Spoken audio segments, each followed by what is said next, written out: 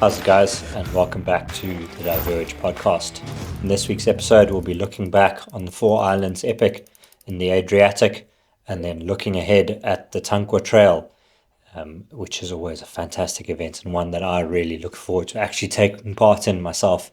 I don't do a lot of mountain bike events, but I do enjoy a good trail run, and it's always nice to, even though I do cover some trail running events, it's always nice to break away from the working side of thing and just take part and enjoy an event for what it is and get to experience it from the other side for a change. And Tankwa Trail is one that I've done that for the last 3 years now, and it's always one that I really look forward to.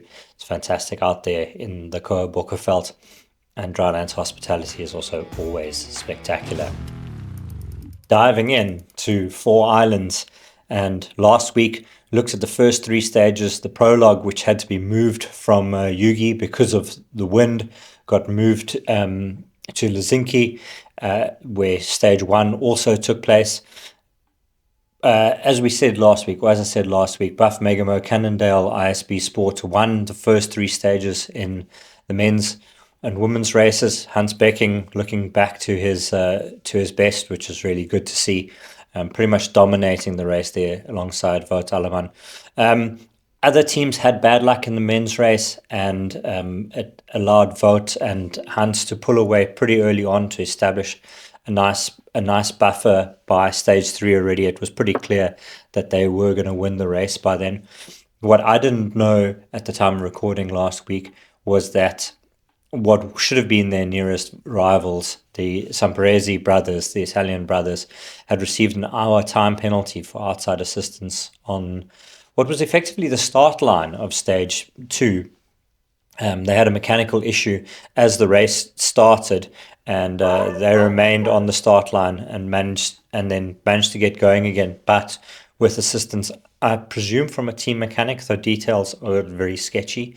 And because it was not an official tech zone, and because even if it was an official tech zone, they wouldn't have been allowed assistance from the team mechanics, they ended up getting an hour time penalty. So that really did take the sting out of the general classification battle there in the men's race, even though Hans and Wout went on to win the next 2 stages anyway. And as you'll hear from them, the Italians made life difficult for themselves.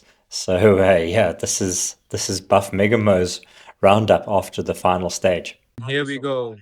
The stage today, we pushed quite hard, and then the Italian team came back, and then one of the Italians destroyed the other Italians, and then we passed the destroyed Italian that was destroyed by his Italian teammate. Story of the week. More or less. And then we rode away, and then Wout attacked me. I dropped. Then I tried to attack Wout, but Wout don't want to drop. But then, we are. It's always safer to be alone in the front than being caught up in a group, or like you can do your own rhythm, and it's better than being under pressure of other teams, or you give them confidence. So, winning 5 out of 5 is super good. And I think in 4 Island especially, because there's a race where a lot of things can go wrong with the rocks. So that's pretty happy with that. And if we will see me in Andorra or Switzerland, I will send you Pau Zamora's phone number, and you can ask him, because he's the boss. Wout, how does it play out today? Some good attacks from the beginning. Then the Italians came back. We ride really fast. And then, as Hans already said, we passed some destroyed Italians. And then we just started to attack each other. So, good race, good week. Enjoyed it a lot. Happy to be back racing with Hans Erwin Becking. And to take off some boxes is nice to win also this one. So, super happy. Pau Zamora, you want to add something for Seamus? For Julian? Yeah. Julian, ascolta. No, English, because Julian, it looks easy, but was super hard, because these 2 guys make super difficult atmosphere inside the team. We went managed good, so we are happy so far. So Hans and Wout's overall victory there by a good old margin. KTM Zapata, powered by Benzo Brakes 2, were second. Nicholas Panetta and Ramon Vagato, and Hexatries, Pierre Ballard and Theo were third, a little bit further back. The women's race also, the women's race looked like it was going to be really exciting going into the weekend after stage 2, because Vera Lauser and Bianca Hoare had stormed from almost 2 minutes back to within 13 seconds of the overall leaders, Cannondale ISB Sport. It's Monica Calderon and Tessa Kortekaas at the end of stage 2. And Tessa admitted to be struggling, confessed that she was struggling. Her legs were really, and almost nowhere. And it looked like it was going to set up for a very exciting weekend. But on stage 3, Monica and Tessa put the hammer down, put 8 minutes into Vera and Bianca, pretty much securing the overall title right there and then with 1 day to go. The next day, they didn't let up, went even harder, put another 16 minutes into the Namibian-South African combination. So some good things to take from the race for Bianca in particular.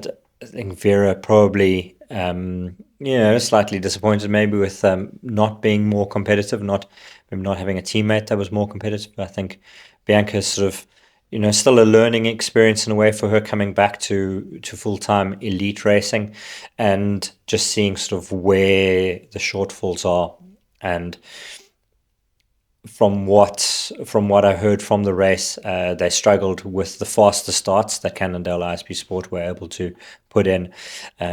Racing on the 4 islands, where you go from the harbour at sea level, you have to go uphill pretty much straight away, and every day that fast start with a hard climb right off the bat put Bianca on the back foot a bit, and then she would recover from that as the race wore on, or as the stage wore on, but just never really managed to get back on parity.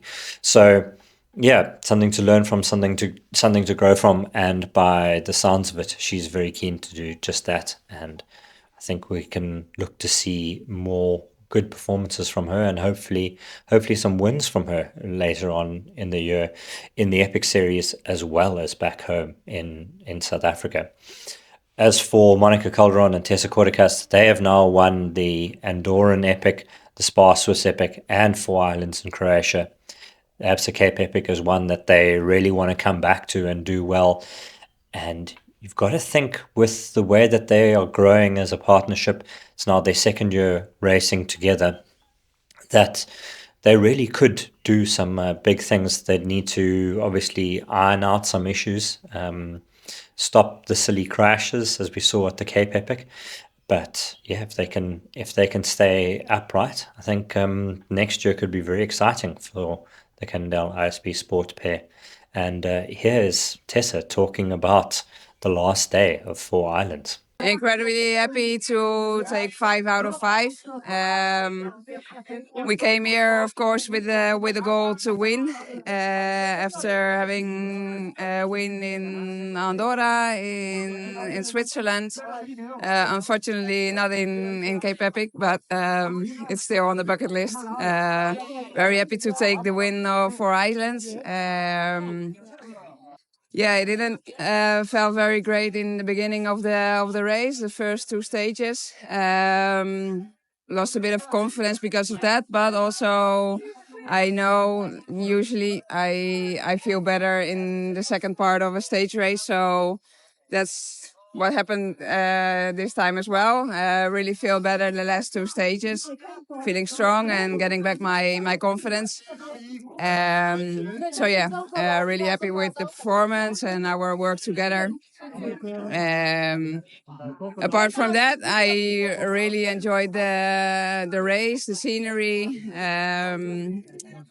It's incredible. Like, it's totally different than any other race. We hop from island to island. We see a lot of Croatia. It's really a beautiful country. every island is a bit different, although still every island is quite rocky. But yeah, I really enjoyed.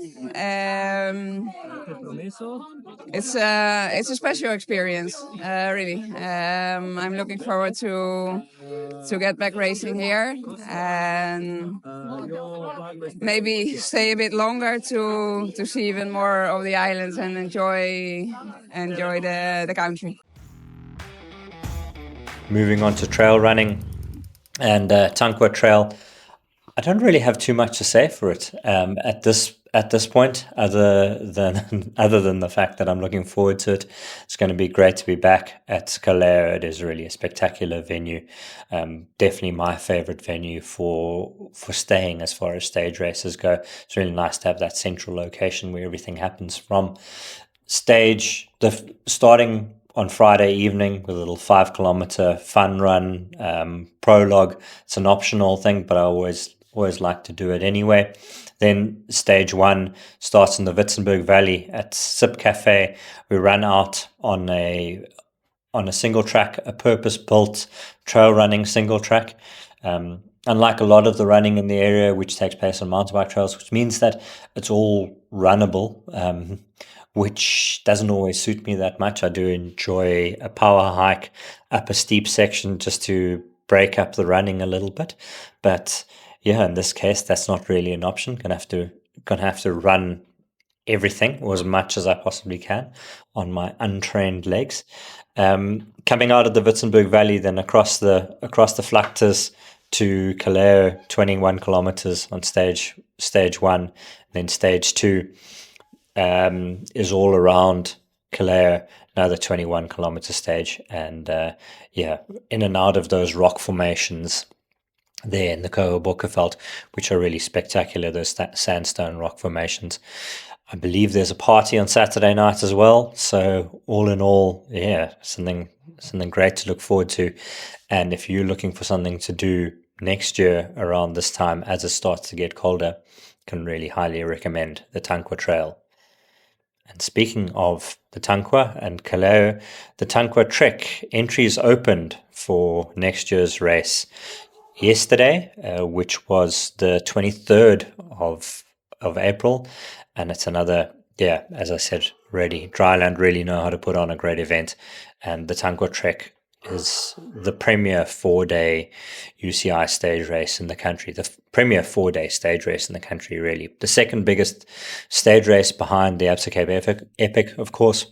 And along with the fact that you get to race with some of the biggest names in the sport, it's also just the trails are incredible, but staying at Calderon is very lacquer. Logistically, it's very easy. The food is great. There's lots of it. The chill zones are fantastic. And then when you're not on the bike, just relaxing around Calderon, lying on the lawns there, pull your mattress out of your tent, lie underneath the oak trees, have an afternoon nap, talk to your mates that you're there with.